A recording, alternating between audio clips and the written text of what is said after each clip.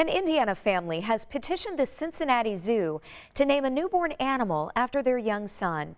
Oliver passed away this year from a rare disease, and the toddler's family told our Sarah Jones they hope partnering with the zoo will help honor Oliver's legacy. Both of his vocal cords were paralyzed. I've had doctors tell me he will probably never talk. He'd cry and nothing would come out. It's the most horrible thing you can see. You think crying is horrible, but watching a child cry and nothing comes out is it's not pleasant. Oh, wow. It was amazing and made me so overjoyed to hear him say it, and I was so proud of him. Oliver is synonymous with fighter. I was exactly 33 weeks and my water broke. It was an emergency C-section. They had done an ultrasound. Oliver was not moving. They had kind of warned me on the side, Oliver might not be alive. But like a true Nicholson, Oliver fought through, even though he was 19% smaller than his twin. I remember the doctor said, "Oh, look at you. You just want to see your new world, don't you?" Alyssa was a first-time mother to twin boys, Atticus and Oliver. Oliver was born with one kidney, heart issues, and his esophagus was not connected to his stomach. He required 3 major surgeries, some lasting as long as 12 hours. He says he doesn't have any arms, and I told him, Oliver's fine. He's alive. That's all that matters.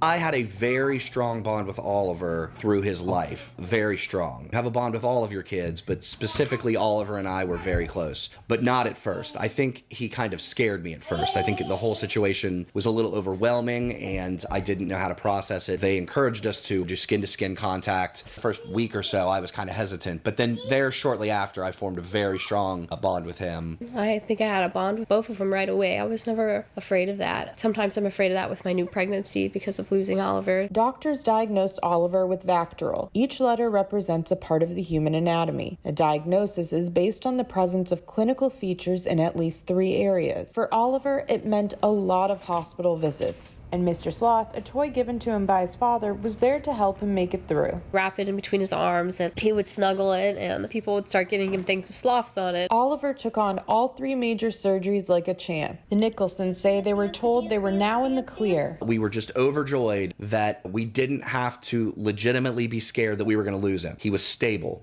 But about 5 weeks later, there were complications during a routine medical procedure. He said, "We're doing everything we can, but I think we're going to lose Oliver." Yeah, it still doesn't feel like it happened to me, but I remember at the visitation, it was the first time that I felt like I was next to my son again. And people came up to us, have you guys seen on Facebook, the zoo posted that their sloth is pregnant. That day, that same day. This one's a 2-toed sloth, and Oliver had his one arm with his 2 fingers. There's just a lot of coincidences along the way. With encouragement from the community, the Nicholsons have created a petition for the baby sloth at Cincinnati Zoo to be named after Oliver. They want to raise awareness about VACTERL and honor their son's legacy.